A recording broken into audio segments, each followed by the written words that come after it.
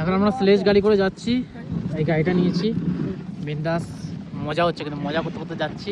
আর sledge গাড়ি করে গেলে একটা সুবিধা কি, বেশ মজা করে ওই ওপর থেকে যখন নিচে আসলাম না তখনই একদম ফেটে গেছে। এখন তো এটা তো ভালো লাগছে, কিন্তু কষ্ট আছে। এই যে এরকম টানছে না বরফের মধ্যে, এটা কিন্তু খুব কষ্ট আছে। যাই হোক, আমাদের কিন্তু অনেক বার্গেনিং করে কিন্তু 300 টাকা পার হেড করে নিয়েছি।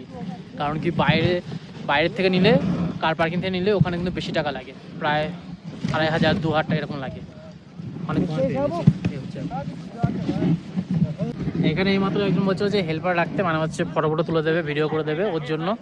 বাকি আমি ওটা নিই, ওটা নিলেও নেওয়া যেতে পারে, মানে যারা রিলের শখিন আছে, যারা ভিডিও করতে চায় অন্য কাউকে দিয়ে, তারা কিন্তু এটা করতেই পারে। বাকি খুবই কষ্টের কিন্তু একটা কাজ। দেখো কীরকম বরফের মধ্যে দিয়ে আমরা যাচ্ছি। বরফে এই শ্যুটা নিচ্ছি, এটা কিন্তু 200 টাকা রেন্ট পড়েছে, আগে পেমেন্ট করে দিতে হয়েছে। জানি না কী হবে, জুতো পাবো কি পাবো না, নাকি এই জুতো নিয়ে বাড়ি ফিরতে হবে। যাই হোক, ও তো যাচ্ছে, ও তো ভয়ে ভয়ে যাচ্ছে, 3 বার পড়েছে হোয়াইট বরফের মধ্যে দিয়ে।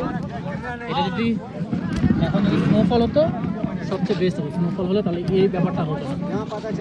যেহেতু স্নোফল হয়নি, হার্ড হয়ে গেছে বরফ, সেই জন্য এরকম হচ্ছে।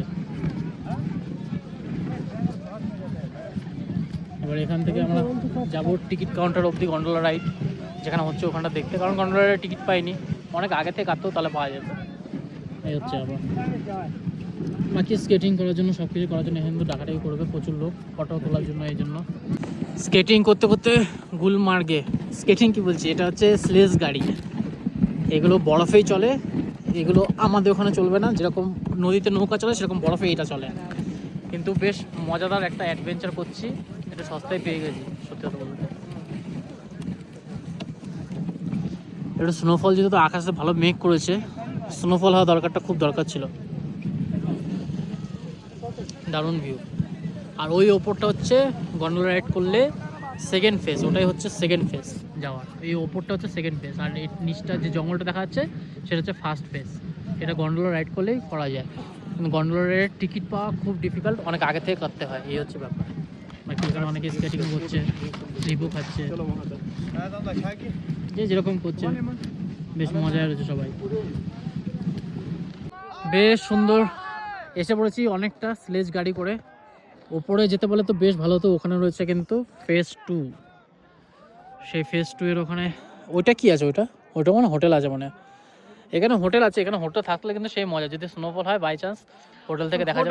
10,000 টাকা পার ডে নেবে। হ্যাঁ, 10,000 6,000 থেকে 10,000 মধ্যে এরকম হোটেল পার ডে নেবে, কারণ এটা অনেকটা উঁচুতে না, বেশ মজা।